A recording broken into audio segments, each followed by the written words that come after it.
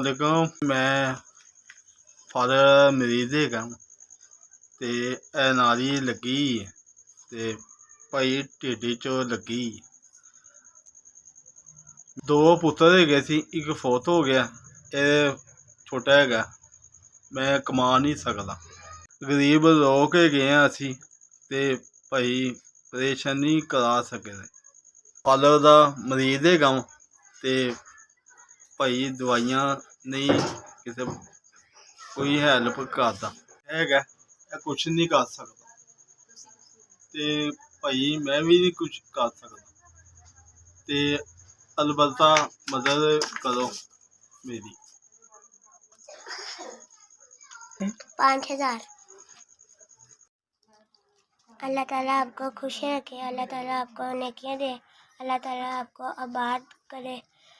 आपने हमारी मदद की, आपने 5,000 रुपया भेजा। अल्लाह ताला आपको बहुत खुश रखे।